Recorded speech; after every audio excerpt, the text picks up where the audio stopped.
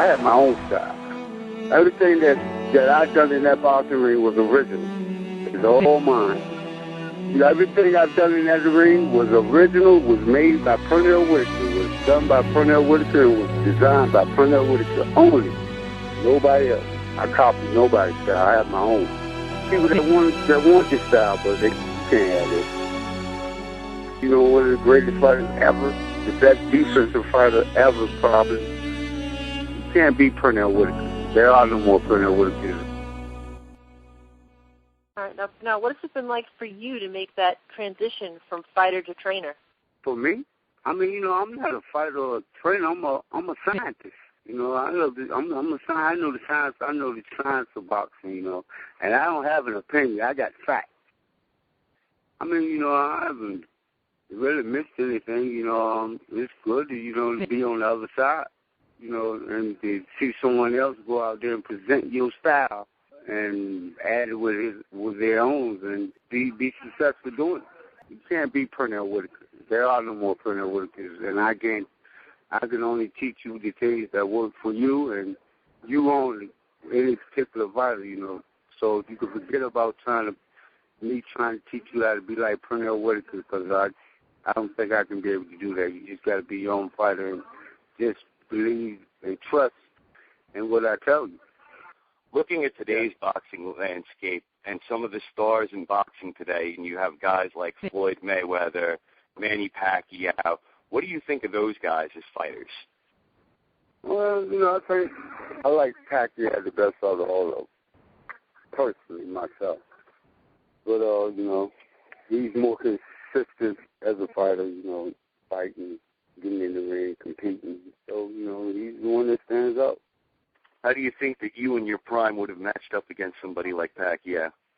I have no clue. Man. I don't know. I haven't watched it that much, but to me, he's still a great fighter. Man, if you ask him whether he could beat me or not, obviously I'm going to say no. They can't beat Pernell Whitaker. There are no more Pernell Whitaker. Put it that way. That's all it is. Was there any aspect of your game in particular that you think was the best thing you brought to the table? You guys probably watched me in the past. You guys know every time I stepped out there into that ring, I gave 100%. And every performance I put on showed something different. And whatever it was, whether you guys want me to, you used to call me a showboat. Now you're calling me the best fighter pound for pound. So I have no clue how to satisfy you guys. So, you know, not to say that I'm glad to be out of this sport. I'm glad that I did compete very, very well. And, you know, like I say, the things you guys that you guys used to say that called me a showboat, now guys do it and you think that's the same most popular thing on the planet. So, you know, I just can't, I don't know. I just say this for one thing for sure. I had a great time in the boxing room. Now, Pernell, recently it was announced that Julio Cesar Chavez is getting into the Hall of Fame. What do you think about him as a fighter, being that you fought him? Who, Chavez? You know, he was a great fighter. He was a great fighter. You know, when I competed against him, it was a big difference. That was one of the good fights of mine. That was one of them, along with the other 50.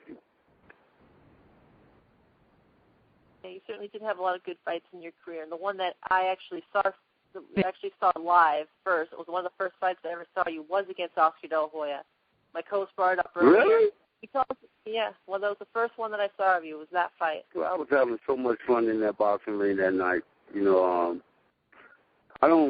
Oscar's a good friend of mine, and, you know, it's not personal or anything. It's never personal.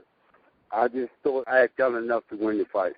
I've done a lot more to win than to let it get away from me.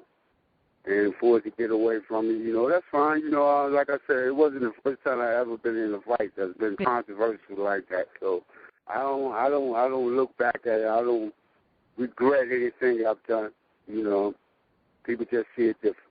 Well, another thing is that, you know, guys, people just wanted to see me lose one time. You know, just wanted to see, could nobody, back in my time, nobody could actually outbox me or beat me So, they were just waiting to see somebody get it done, and I don't think nobody. The only person I think that got it done on me, it was just close enough to get away from me was Trinidad. So that's the closest fight I ever had.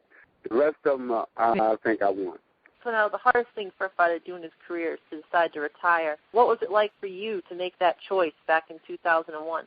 Oh, well, my shoulder jumped out of place for some reason, and that was just a sign, I think, that's coming from above that enough is enough. And when, like I say, I had to stay out for a year after breaking my jaw against Trinidad, so when I decided to come back and tune up after a year layoff, and my shoulder went out, that was enough. That was it. And I thought that was enough, and I think the time had come, and I had no regrets on letting it go. I'm not chasing no glory or anything. I think I've done enough in it to solidify myself. Well, Pernell, you fought a lot of great fighters. You had a lot of good fights.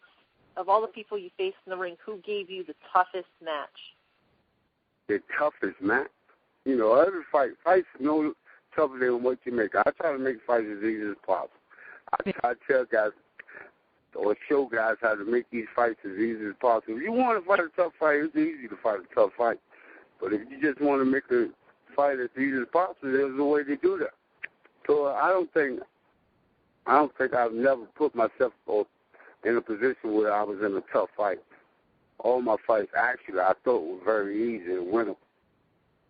And I'm wondering if you could tell the fans out there how you first started being called Sweet Pea. Oh, well, that's the name that I got when I was about 9 years old.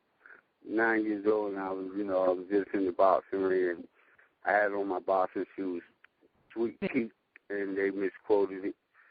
And I had Sweet Pea, and, I couldn't get it changed out of the paper, so I just went with it.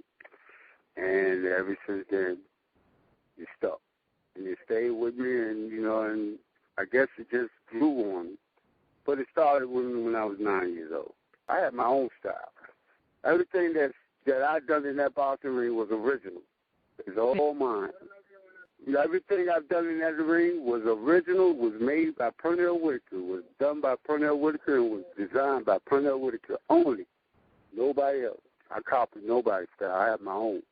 People that want this style, but you can't have this. Pernell, how would you ultimately like to be remembered by boxing fans? I like the way they remember me now. One of the greatest fighters ever, the best defensive fighter ever, probably. I would say I'm the best defense. I was the best defensive fighter ever.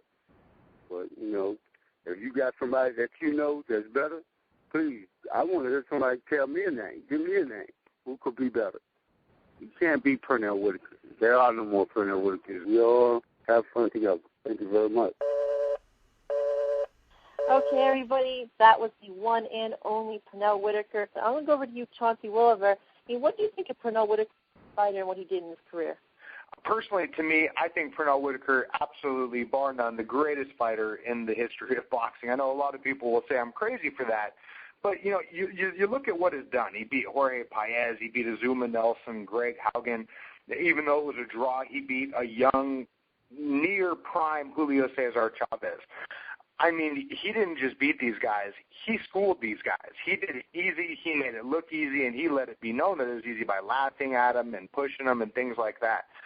Pernell Whitaker, I think, goes down as definitely should be in everybody's top 10 pound for pound. A lot of people don't give him credit, though, because he was too good. He was so good he was boring.